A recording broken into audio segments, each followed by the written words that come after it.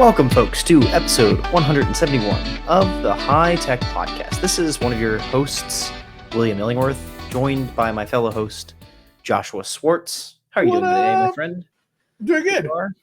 Yeah. Tuesday, another day. Another day. You know? Yeah.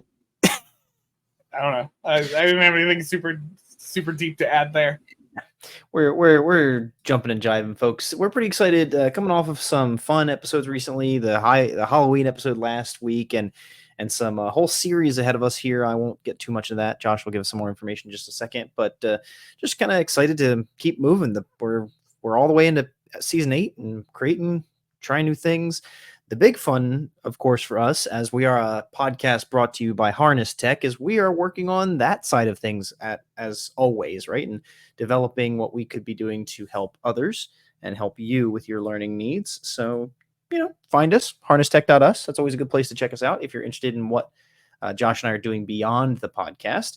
As it pertains to the podcast, as always, please do make sure you subscribe, like, follow, all of those good things. An episode share is super helpful. You can always find our socials at High Tech Podcast or at High Tech Pod. Those are somewhere and everywhere. They're on the bottom of the screen currently. All of our socials, Instagram, TikTok, LinkedIn, X, Twitter, other things. I am, for those using AOL. Okay, I will go find the answer at some point. I need to know if AIM exists still. I want to. I know AOL still existed as of 2 years ago.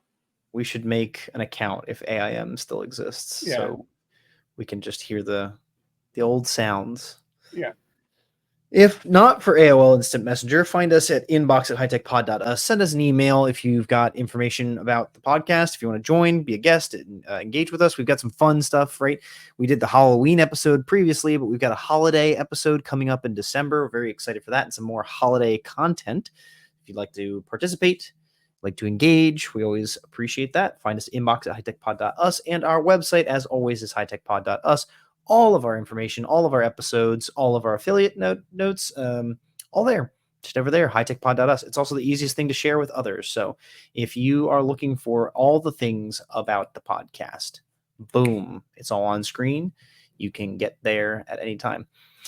Also, if you need to send up a smoke signal, I'd be glad to just look for the smoke signals in the sky and there's somebody, and I'll go find you and make sure. Don't make that joke. Didn't we record once and the smoke started happening in the city? There was that giant fire and we were recording. Yeah, that's a fact. That's a fact. I forget when that was, but it was a while back. We gotta be careful what we suggest. Maybe that was somebody trying to send a smoke signal and it went wrong.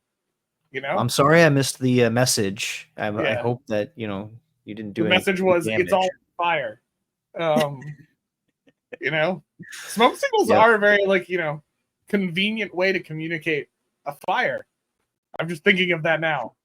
If you needed to communicate a fire, by the way, fire here. Smoke for you. This is a weird concept that I'm addressing now, and I'm going to stop now. I'm going to back off this. Let's pull you down off that ledge and throw you up onto a new soapbox. So we are about to start. We are starting a 4-episode series about human technology and humanness, and all sorts of fun things. This is pretty exciting because we love philosophy. We love talking about the heady things. There's definitely going to be some practical stuff. But Josh, why don't you get us started? What is this series about? What are we trying to drive at? Where are we going today? Yeah. So we're solely talking about androids for the next 4 episodes. Yep. We're going towards singularity, cyberpunk. We're going towards cyberpunk. It's going to be a whole... No. I think... So the series came out of a questionable conversation that started it. Probably we were at our favorite local pub, and this started this series. But it's called Humane Tech because I think we want to dig into. We've done a lot of stuff on the High Tech Podcast where we've talked about learning and development and education and technology. We've even gotten into some of kind of our concerns about certain aspects of technology, but especially in the day of AI. There's a lot of conversation about how to use AI, what to use AI for, all this type of stuff. But there's been kind of this, I think, resurgence in a conversation of how do we as humans interact with technology and use technology well? How do we manage our relationship to technology, because we very much, I think, both Will and I on the podcast kind of take the perspective of technology in of itself is not necessarily bad or good. It's how humans interact with it and manage it. Now, certain technologies have tendencies towards certain things, like a nuke has a tendency to blow up. Like there are things that technology was created to do that's not always great, but it still comes back to kind of how we interact with technology and what we do, how we manage that relationship, and even the responsibilities we take on in creating technology. Right? Technology it's not this third entity that just exists, that just appeared. We create technology every day, and Will and I think often both use similar definitions for technology, where we're not just talking about, well, a lot of what we're going to be talking about is obviously digital technology, but it's not just digital technology. Like, I very much come from the perspective from the dawn of humans. We've had technology. It's just what we've created and leveraged and used. And we have to look at how we manage our relationship with technology, especially, I think, in the day of AI, where there's a lot of conversation, again, that was always there about what should we do versus not, kind of is the dynamic. And that, next to all the conversations we've already had with Chris on the podcast about social media and our usage of that, and the flooding of conversations have been happening with social media as we look at like government getting involved with TikTok and a lot of other stuff. So there's just this whole conversation flowing around, and Will and I kind of felt like it'd be interesting to take a different approach, where we're not just talking about what certain type of technology is good or bad, but actually talk about our relationship in general to technology and how to tackle that. So we've laid out kind of 4 ways we think we can kind of manage our relationship with technology, that we can identify. And honestly, as with everything in the podcast, this is a live Will and I thinking through the idea. So to tell you that like we've written a book would be a lie. We've come up with these 4 ways. We haven't really thought through them in a lot of detail yet. So we're live thinking them through in the series called Humane Tech, which is kind of looking at this idea of, we do a lot of things through technology, but how do we manage our relationship through technology? And we've kind of come up with 4 different ways we think can help us manage technology. It is definitely going to get heady in this series, as Will alluded to. There's be a lot of philosophy, maybe a little bit of theology dropping out in the High Tech podcast in this series. So that's kind of where we're at. That's where we're going to be looking at. I'm not going to give away the outline for the series, because I want you wondering. I want you wondering what's next. What's the next way? But I think the first way that we've identified that helps us manage our relationship with technology is actually taking a step back from technology, and it's understanding human nature. It's understanding us as people. And that sounds like something that should just be easy to do, but we are really bad as humans at understanding ourselves. And so I think that's kind of what we wanted to do in this episode. So Will, just break down human nature for me. I'll chill. I got it. I watched that. I watched you build right up to that. So Will. No, I think Josh is right to say the first point in almost anything that you're trying to address an issue or a challenge in life is to kind of look in the mirror, check yourself out. Like, what are you bringing to the table? Because in a relationship, in a friendship, in a way you connect with social environment, a club, whatever, like if you're having an issue with others or in another context, you are a part of that. So this is something I think we're going to do this effort to look inside a little bit and figure out what human nature has to do with technology. Now, I want to start to kind of connect to our historical audience of educators by saying we have almost always wrestled with this in educational technology. Ed tech folks kind of classically make this difference of like, hey, I do ed tech, but remember, it's about the ed, not the tech.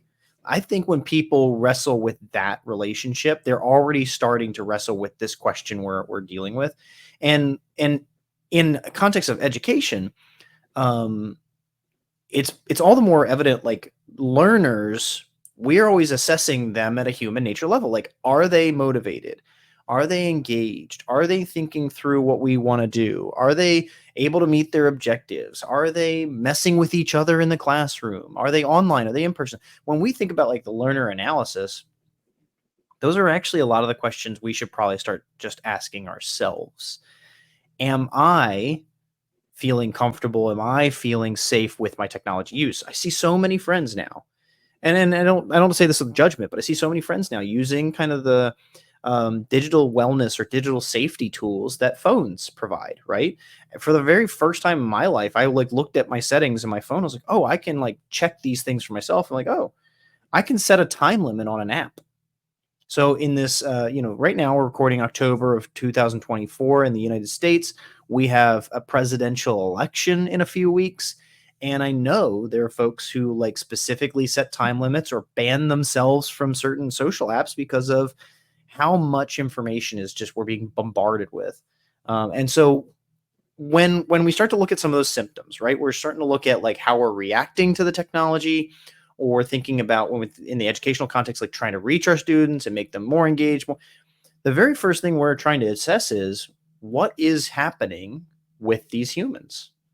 Are we feeling safe? Are we feeling comfortable? Are we feeling interested? Are we, before you even think about the impact of knowledge of Abraham Lincoln on a fourth grader or something, do they even want to learn? Do they want to be at school? These things about human nature are true, whether we're educational context, we're learners, we're teachers, or just us wrestling with the political environment and what social media is doing to us. We have that humanness that doesn't matter the age. There's differences across the ages, but it doesn't matter about age. It doesn't matter about context. We are all going to wrestle with this. I think that that's a very important part to start with. Like, because we are either prone to anxiety or prone to aggression or prone to things, right? We have these emotions that will drive our actions. We have to be wary about how that starts to interact with other things. We may have learned as kindergartners, when we're interacting with our friends, that's okay. We've got to share. We've got to be kind. We've got to say please and thank you. We have to, look out for others and help others.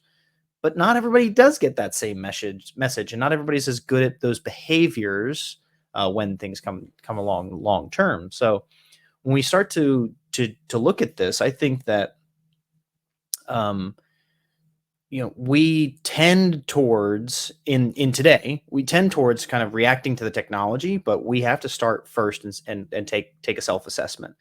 Pull out a pen and paper, pull out the reflection app if you're using that, pull out Notion and make a little spot for you to write down some notes, and ask yourselves some of those questions. Am I anxious? Am I comfortable? Am I, to check it out? And wherever you are or aren't responding emotionally to the environment around you, to technology, now you can start to say, okay, I'm anxious.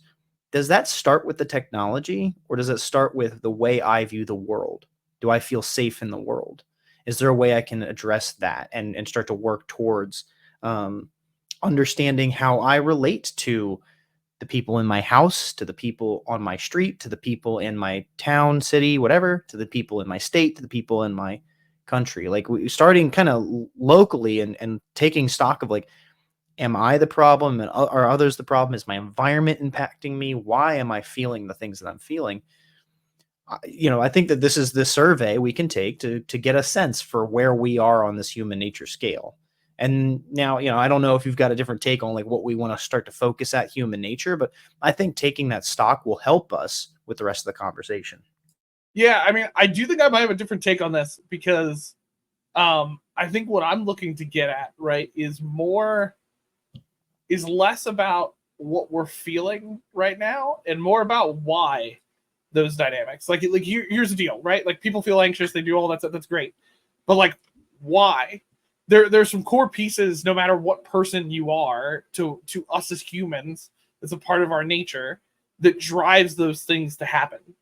I think it's kind of what I'm looking to get at, right? Like, it's the core pieces. I think right, let's jump into this for a second, right? So there's some of what spawned this series, at least for me, is an organization called Center for and I wrote Human Technology. It's actually Humane Technology. That's funny in my notes.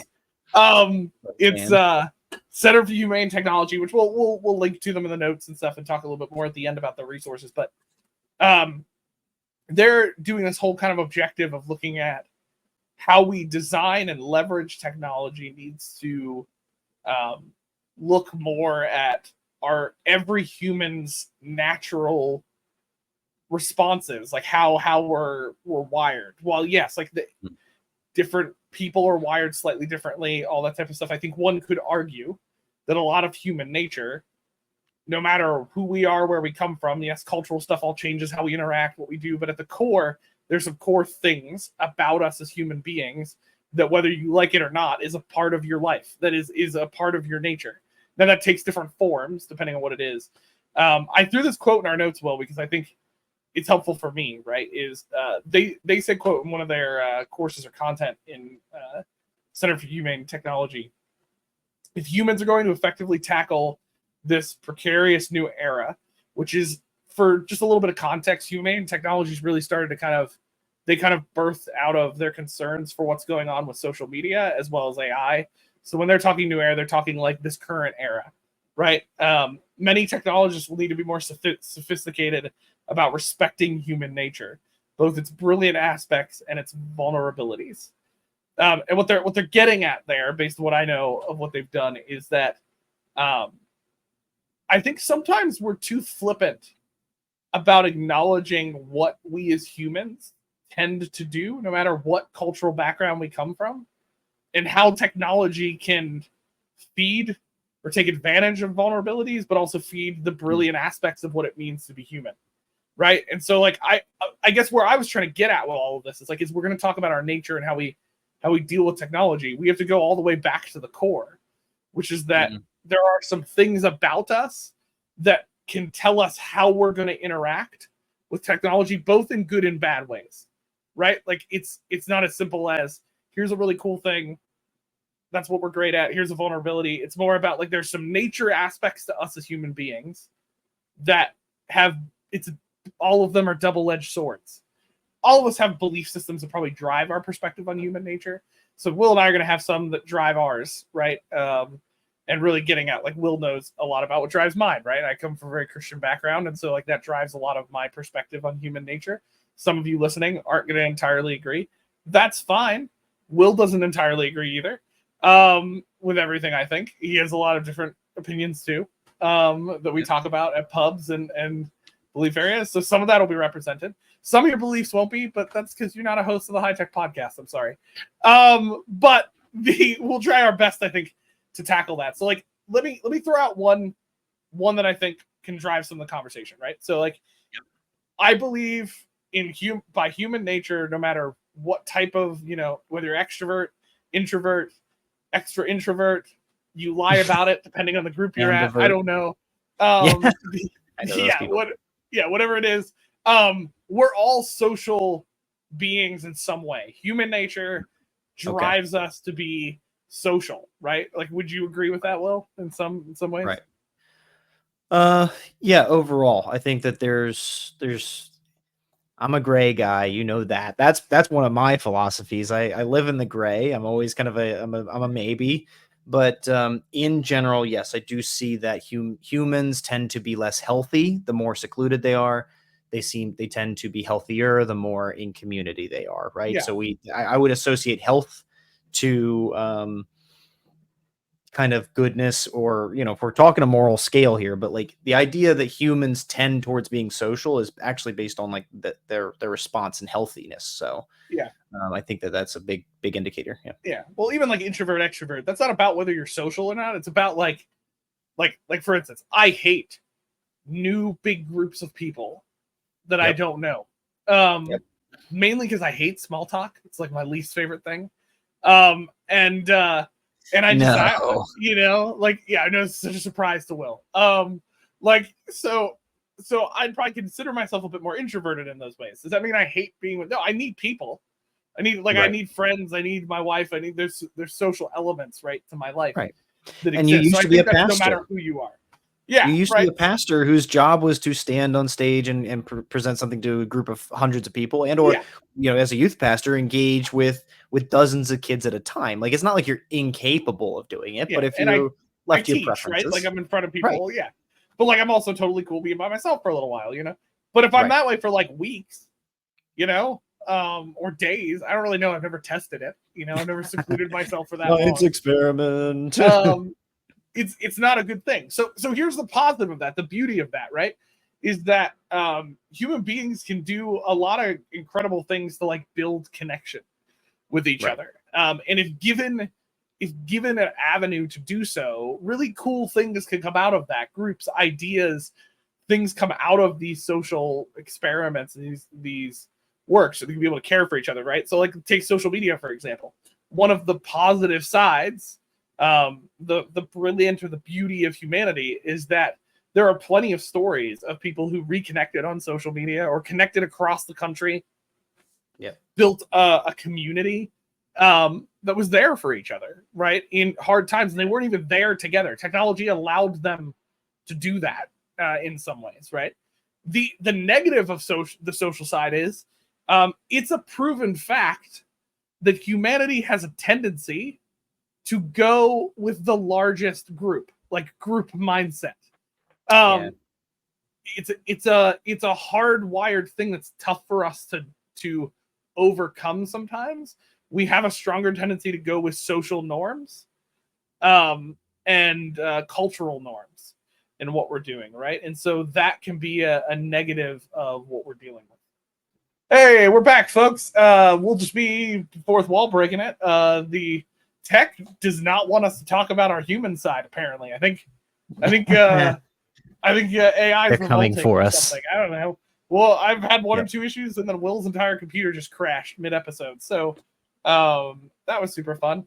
We're back though. Yeah. So the point I was making is that there's vulnerability. I like this idea of vulnerability versus kind of like beauty, or the way they put it, kind of brilliant aspects, kind of the good side of it, right? So like the social side of it is when we talk about good side of it, connection, relationships, community can come out of that, and technologies can help enhance that. The other side of it though is that like it's a proven fact that like humanity struggles with groupthink and the majority driving, or like the first or loudest idea winning in a social thing. Like we have a tendency to follow social norms in culture, and it's not necessarily all bad, but it's a vulnerability, because if somebody can manipulate that or leverage that, right, that it's been shown in history that humans will do pretty screwed up things, right? Like you just need to point to a handful of wars or atrocities and go, how did all of those people do that? Well, that's groupthink, cultural norms. There's some impact to that to go around, right? So like why I think it's important to talk about this stuff and understand the nature and not just look at the technology is to go, if people think about that ahead of time, well, then when somebody goes, I want to create a social platform where people can freely share ideas, I don't know, hypothetically, it might be called like, iBook or something, or Facebook. I don't know. I was trying to come up with a non-Facebook time. Yeah, surprise. They would acknowledge the great community building that could happen, but they would also acknowledge that, well, what happens with this group think mentality, right? So like Will and I are not gonna get super political, but let's look at politics for a hot second, right? Like the loudest, biggest idea takes off on the internet, and everybody and their mob follows that concept or that idea because we have a tendency to go that direction. So that's a negative that can be manipulated very easily on the internet for people, to get people to do or think a certain way, because the majority is constantly posting that, right? So like that nature drives the symptoms of what we see. Yes. Right. I don't know if that makes sense. Well, and like, to stay on the political thing for one more second, right? Like the irony of democracy is that, especially the United States' representation, even if the majority wins something, there's still a hell of a lot of people who don't agree, right? Like when we deal with something in the States and the right or the left wins a vote, that still means there's millions and millions of people who don't agree. Like it's not like we're talking who's getting picked on the dodgeball team. We're talking real impacts to infrastructure, economy, life experience, huge scale things.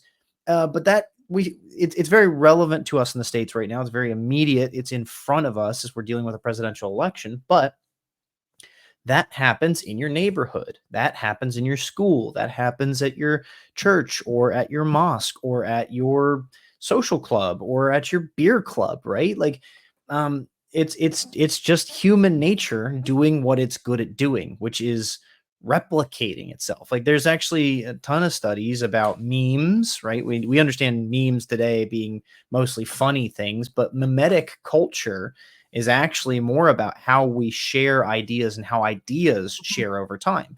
And like Yeah. Josh is saying, like, it's really easy through human nature when you just get a bunch of us together to make the same idea and to make it bigger and stronger and more powerful. And at the end of the day, it's just an idea, right? There's Yeah. tons and tons of ways we can look at one issue.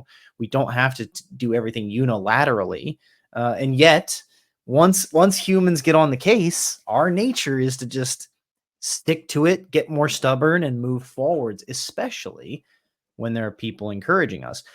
And okay, how does this play into what our whole series here is about? Well, if you get people starting to make money on ads in social media, they're going to be more incentivized to continue making more money on ads in social media, regardless of the content. This has become an issue in our society where politics start to become influenced by ads, and people, do illegal things with ads, and they start to advertise gambling gets controlled, right? And how gambling is actually becoming less controlled today. It's becoming more available across the states. It used to be very restricted. Couldn't make casinos, couldn't do online gambling. They couldn't be open certain days, certain hours, and that's going away. It's more and more going away. And what that allows humans to do, us addictive personality humans to do, is get into more things like gambling and get further addicted to these things. But the technology is making that possible. Social media or casinos or ads, like, these things of themselves may not be bad. I don't know. Gambling's an interesting one. I'm not so sure casinos are good or Yeah. bad. They might lean negative for me, but the others by themselves are not bad. But how we start to interact with them, and then how people at the top start to profit off of them, build these loops that reinforce the human nature cycle. We're Mhm. going to get addicted. We're going to say mean things. We're going to follow people who may not know what they're talking about, but who are actually really loud.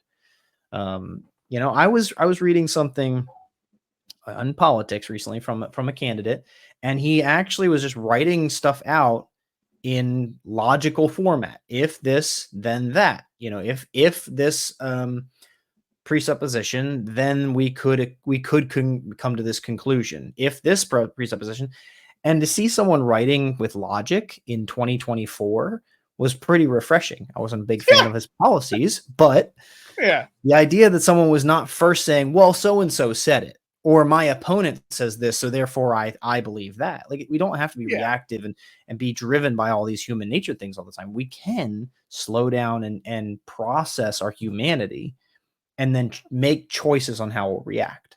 Unfortunately, a lot of us get caught in the loop. Yeah. That I And think that'll, comes up to those vulnerabilities you're talking about, right? yeah.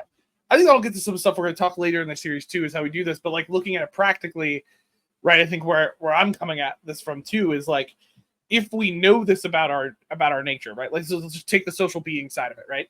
That when given Yep. the opportunity, we can create really good connection, and that connection can foster communities that support each other or build on ideas, or whatever. We don't have time to build out every possible concept of how community is a positive, beautiful thing, Right. but we've seen that happen, right? And then we know the other side though is that like group think and getting inside kind of our own cultural boxes, and also like this idea of just like loudest, biggest voice can often drive and win, right? So we take these two ideas. What I think like humane technology, Center for Humane Technology is kind of pushing, and what I would push is right, is this practice about understanding human nature is not to say by understanding human nature you're going to solve all the problems. It's by understanding human nature, then you can understand how you should manage and interact with your technology, or how we should create technology, right? So like let's take Yep. AI as a practical example right now, okay? If we know What's that? humans are gonna, What's AI? I'll Never heard explain of it to you that. later, man. There's a whole series on it Okay, on the High cool. Tech Podcast if you want to learn more. Oh, I should tune in. Yeah, they're a really helpful resource. I don't know if you've heard of them. The like, let's take AI for a second. If human tendency, right, is to build kind of the social being, build community, but also kind of loudest voice wins, right? What's going to happen with the type of computing technology that we build that goes off of just what's on the internet, right? It's going to end up finding the largest community and replicating that constantly. Right? This is why AI tends to sometimes be repetitive when it's basing off the internet or what you're doing, is because it's looking at the loudest voice and it's not knowing how to comprehend that, and so it's pulling that all together. At least that's my layman's term version, right? And so I'm pushing is like, if we knew those things about ourselves, we could be more cautious, and this will get to later in the series, but we could better understand how we might want to approach creating AI instead of, I don't know, just dropping it on the internet and thinking it's going to go a-okay. That seemed to work out great for Here, early AI. version of Bing's AI, where it decided to start asking people to marry it, and it got really racist. It's weird. It's almost like humanity has a lot of racist content somewhere, and so the AI just kind of got that way. Like, you keep beating around the bush. I'm pretty sure it's Reddit. sorry, Reddit.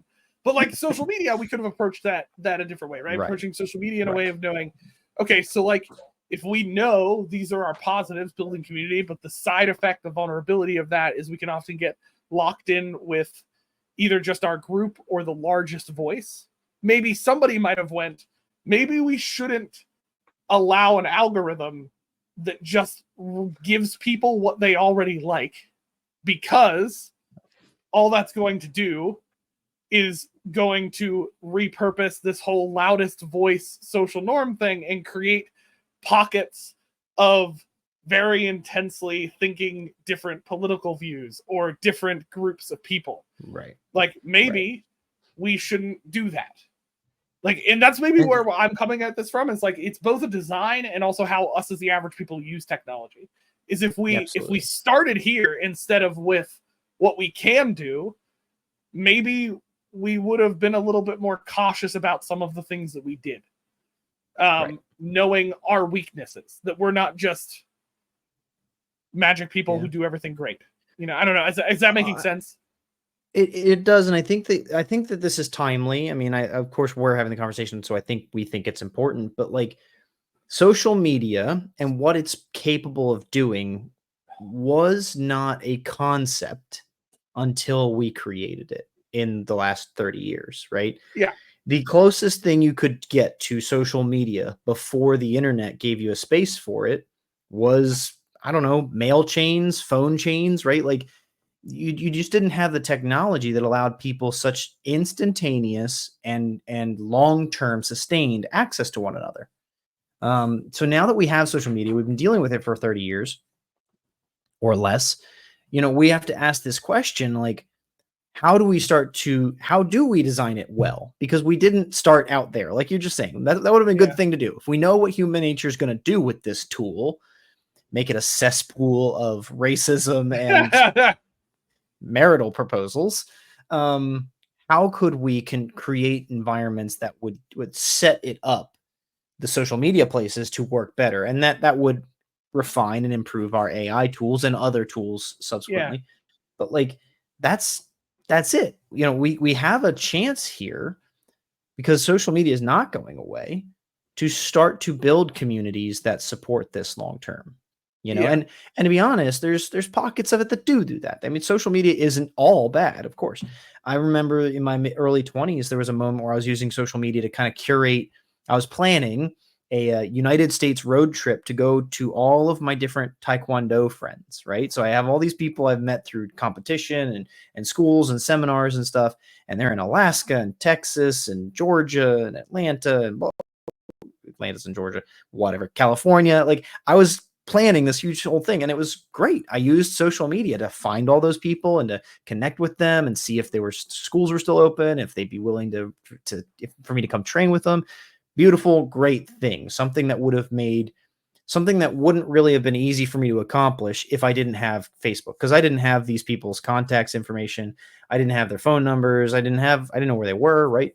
I needed something like Facebook that would give me access to accomplish something that like that within my community. Mhm. Um, I think these are great considerations. I'm on board. You know, I'm the tinfoil hat who just says let's burn down all Yeah. the social media, but you know, And I want to be I clear. know that that's not practical either. Yeah, I'm not saying burn it down, right? Like a practical example of this is right. We may not be able to redesign social media, but like if we as individual people understand this about ourselves, right? That we, no matter what level this looks like for you, but that you are a social being in some existence, and Hmm. you can community is helpful for you, but also we have a tendency to lean in with the largest or the opinion that validates our opinion type of culture idea. Yeah. Then an idea might be maybe I don't get all my news from Instagram, right? Maybe I Surprise. intentionally go seeking different resources that take me Yeah. outside of that bubble and find smaller voices so that I can look at things from a larger view, right? Yeah. Or maybe I don't just react to something on the internet, on social media, because I know that this larger voice thing is causing things to kind of social media. It takes advantage of this vulnerability. Like it Yeah. allows the largest voice to get more views. That's naturally what happens. Um, that's not always a good thing for us as humans, right? So if that's the case, we need to actively go seeking out how to find other Right. things, right? It's like could be a practical way. Now we'll get into some more practical what to do understanding human nature. But again, if you understand this about us as humans, the positives and the negatives, it can drive us to then say, okay, well, if we also like to build community, how can I find tools for my classroom or my learners that help build community? But also, Yep. I need to acknowledge that we're going to end up abusing this somehow to create the largest voice wins or groupthink. So, how can I make sure that I combat that nature that's going to naturally come out of the technology because of us as people, not the technology Yeah. itself?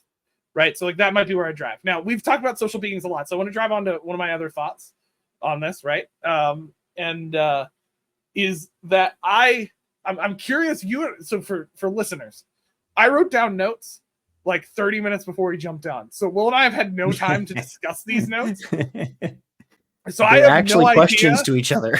how much we agree on these things. So we're about to find that out live, right? So I have a passionate belief that no matter what type of person you are, our human nature is to feel first and think later.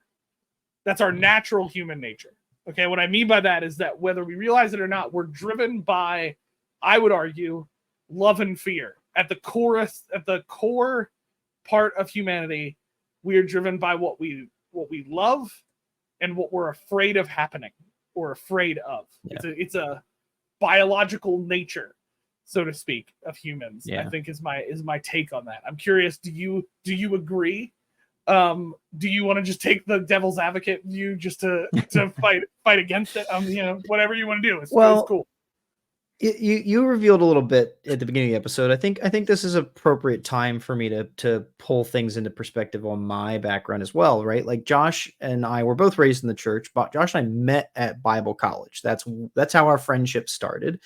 Yeah. I have a core, Western Judeo-Christian perspective of the world, and yet I'm this gray guy. I like to live in the middle. I'm comfortable with the ambiguity of life. I'm comfortable with what I believe and what I have faith in, but I'm comfortable with what other people have faith in and believe as well. Like I leave a lot of room for others and things.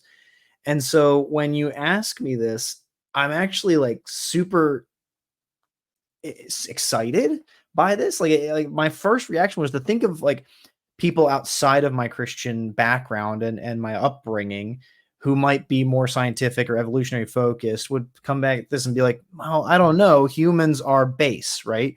Humans are instinctual. I need food. I need to procreate. I need to last.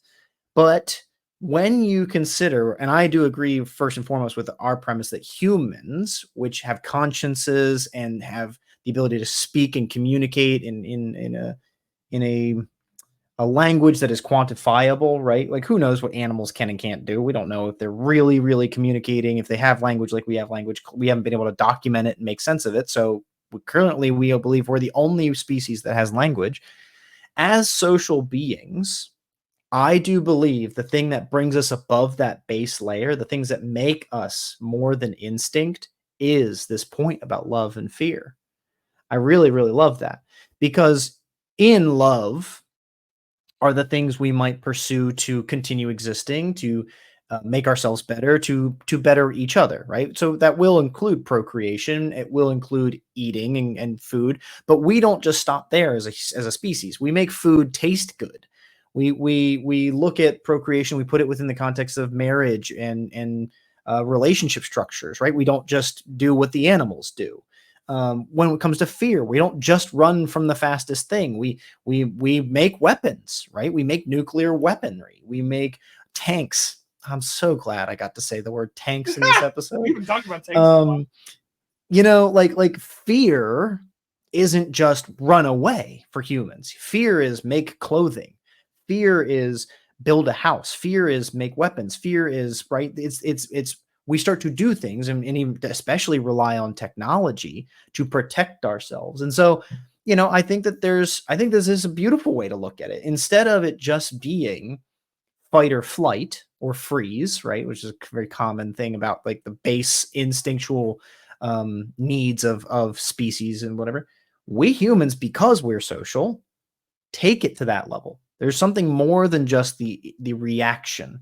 And I actually think that this is one of those reasons. Like this is coming out of my philosophy, and again, how I've kind of grown from who I was to who I am. But one of the things that I think we didn't kind of read out loud, but I think is important about what we think about technology, is we look to technology to do things that we could otherwise not do. We were not capable of doing, like flying, right? We couldn't do that. So we make technology to do that. Speak for Or, yourself. you know, sorry, Josh, I didn't know that. You want to show me how? Come over to my Yeah, house. well, We'll I jump off rolled. the roof. I got bit by a radioactive spider. It was the whole thing. It was like a flying You spider. got The whole that. thing. Yeah, you know. Yeah. Yeah. If not to accomplish something that wasn't possible, to accomplish something that is possible but better, right? So we could always cook food with heat. We could use the sun. We could make primitive fires. But then today, I can go downstairs in my kitchen and turn on an oven, right? So we could learn to cook, but we made technology to cook better. And I think that this is one of those reasons why we sought to do things that weren't previously possible, or to do things better than we used to be able to do them, for love and for fear. And we don't see that in animals necessarily. That is unique to humans, and why we react instead of just reacting to our environment, instead of just responding on instinct. We create art, and we make food that's tasty, we make food that looks good, we make food that smells good. We don't have to. There's plenty of things you could eat without cooking. There's plenty of things we could eat without making taste better by mixing and doing whatever. That's just survival. But we as humans do more than survive. We thrive. We try to seek the beautiful and the good and the strong and the tasty. Those are all elements, I think, that build out of what I think love and fear mean to humans as social beings. Sorry for that rant, but like it really sent off a No, bunch of bells it for me. I connects into love the it. third one, I think, for me that I threw in, which is because I think I would argue that the fear component could still be more based in, like, animals react out of fear. Like, you know what I mean? Like, it's not, they're going to react out of being Absolutely. afraid of Yeah. something, or, you know, my dog growing up was afraid of cords on vacuums. There we go. Vacuum Words were cleaners? just like a There you go. leading. Yeah. Like, so It was the because of, cord, not the vacuum. yeah, it was a cord, because the cord kind of looked like a snake. So it caused fear in the dog. It was the whole thing. Anyway, so that's a part of it. But I also think what puts us above that in human beings is, I expressed it this way. I don't have a good phrase for it yet, but that, like, at the core, us as humans, we want to, and this is probably driven by some of the love component, or love of beauty and growth. But like, at some point, we want to build, create, or contribute to something, right? That Yeah. there's a drive within all of us as humans, I believe, nature, and I have my own theological beliefs for why I believe that's the case. But I think we can point to that humans in some component want to feel meaningful and want to contribute or build something, right? Whatever that ends up looking like. For some people, that's creative art. For some of us, that's we get a high off of building a solid system. For some of us, it's building that chair, that we wanted. That's totally not me. And it takes different forms, right, of what that might be that drives us, that's a part of something. Right. But I think those components drive us. And why it's important to acknowledge that, right, is the beauty of that is humans can use technology to create incredible things, right? Like even like as much as AI gets bashed in the first couple times it's already been around, right? Think of some of the crazy stuff people have already started to create with AI. There have been jumps in prosthetic abilities that didn't exist before because of AI. Because AI is allowing us to do things with technology and prosthetics and programming that we were never able to do before. Like we're already starting to see that in the way people map brains and they're able to connect. I don't know. That's way above Will and I. That's tanks basically for us. We have no idea what's going on. As far as we go, yeah. Right. But like there's stuff that's awesome and it's happening through there, and there's a beauty in that, right? Right. The bad in that is that like the fear side of it is that humans react out of fear, right? And so the negative is there are tools out there that are taking advantage of that. Notification systems that take advantage of anxiety and motivating you to use their tools because they know if they build enough anxiety in you, you'll use it, right? Or wanting to build and create something. Man, Amazon runs on that. Right, which is basically like if I can keep showing you things that you might like or you might be able to use to build a better life for yourself, and I make it easy for you to access it, boom, right? And the negative of wanting to build and create is I do think that's what drives us often to look for easy ways to do things, because if we can get to building or creating something or progress faster, then we'll feel better about it. We're a step closer to that thing, right? I don't think people look for quick fixes in progress just because they want a quick fix. They look for it because if I can get to something quicker, I can feel like I've achieved more or do more or build more, right? And so much of our economic technology systems are built on making you feel that way and driving you that way, right? Yeah. And I think that one of the things that brings up for me is like, you mentioned notifications or whatever, but it's like DoorDash or Grubhub, they're like pinging me every other day or something like get 20% off now, get 35% off now, order $5 of this and get $10 of that. All of that is trying to raise my anxiety. Like, oh, I should respond, but I don't need to spend that money. Like there's nothing in me that needs that DoorDash right now. Like sending that text message, to my phone isn't going to make me buy the product. And yet they send them. I need to change the notifications. That's something we've talked about on plenty of past episodes, but that reaction's real. You can't deny that we are going to be processing that.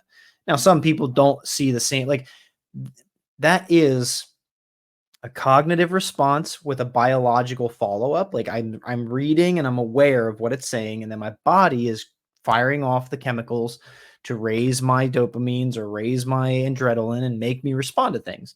We don't have to do that. Some people don't. Some people don't have those same, chemical reactions. All humans are different, and that's my beautiful space to live in the gray. But we don't have to respond to those notifications. That's why I was, at the beginning of the episode, I like to say that taking that survey is important for who you are, because while we may all be the social beings, you may not respond the same way as I do. And that's good. It's good that we have those differences so that we can, as humans, show and share the diversity that we need to support each other. But how we start to do that or use that in response to technology is my hope would be we don't weaponize that diversity and make these things better at getting to us. Because you imagine it's like, okay, I got that guy that doesn't respond to text messages, so let's make his phone vibrate. Maybe the vibration is what's going to make the difference. Like whatever it is, like they start to process. It's not the text. The phone needs to flash when we have something that's going to that catches more people's attention. Like, let's not be thinking through that stuff, folks. Like, I think there's better ways we can apply ourselves and the human gifts we have to technology and what technology can do for us than making a notification, increase sales profits by 3%. That's part of the larger issue on the tech side, but that's me maybe jumping too far into the tech. Okay. Yeah, I don't know. Yeah, it's my take. This is just step one. There's a lot more to talk about in that direction. Like, we're not going to cover that all in a 50-minute episode of the podcast. I think the point is understanding who we are as humans and the kind of what your unique flavor of that is, so that you could start to take inventory of that before we come to technology. I think a lot of what's going to come up in this series is slowing down and reflecting on us and on why we're using what we're using, how we're approaching what we're using, why we're creating what we're creating with technology. Because I think at the core, much of the missteps we make with technology, both at a personal level and a society level, is due to just too quickly using and doing, right? Like, I think that's often what it comes down to. And I've come more to that thought process, maybe as I'm getting older.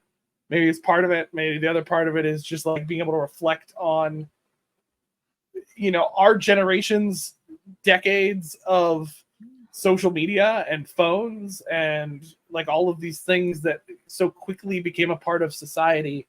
And I'm not sure we gave a lot of thought to how they impact people and how human nature was going to be built up, but also taken advantage of with these tools, right? And so we'll talk a bit more about that in this series, and how it impacts us. Again, a few resources to follow up.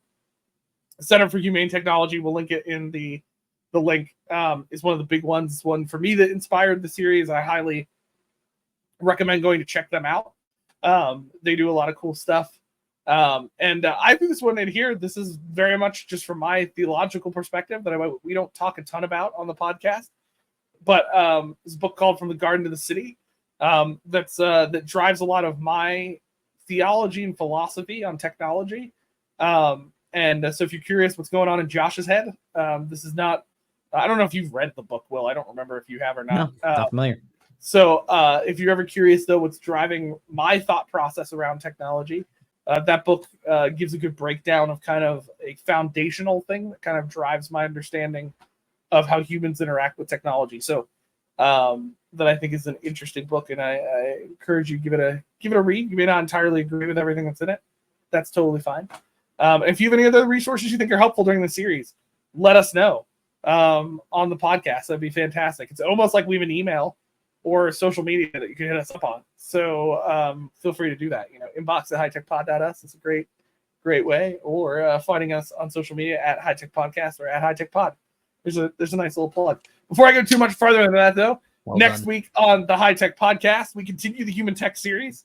But we're going to talk about being clear on the why. So the next way we think we can manage our relationship with technology after we really understand human nature is to be clear on why we're making something or why we're using something. What's the purpose behind the technology that you're either using or creating? I think it's kind of what we're going to get at next week on the Human Tech series. So continuing that next week. Again, just reminders I've already said. You find us on social media at High Tech Podcast or at High Tech Pod. Make sure to follow, like, subscribe. There's a bell to click on somewhere on YouTube. I don't know. There's a whole bunch of stuff. Just do that. That'd be great. We'd like to know that you listen to the podcast. It'd be fantastic. So make sure to connect with us on there. If you're interested in being on the podcast, have a thought you want to tell us. You want to tell Will why he was wrong. Not me. You don't need to let us know. But like, if you would tell Will why he's wrong. No, I'm just joking. You want to interact with us in any way? Yes, DMing us on social media is fine, but our email is one of the best places to do that. So inbox at hightechpod.us. It's a great way to hit us up. And then also just a reminder, we have a website on the internet. I don't know if you know about the internet. It's this cool thing that's out there. We have a website on it that's called hightechpod.us. With every episode page, we put resources, information about our guests, especially during this Humane Tech series. Will and I are probably going to share a handful of resources and tools along the way. So if you want access to those or want to get to them, we always put those in our episode notes on the pages on our website. So you can check that out there as well. All right, folks, this is a wrap on another week. Empowering minds. Embracing tech. Cheers. Cheers.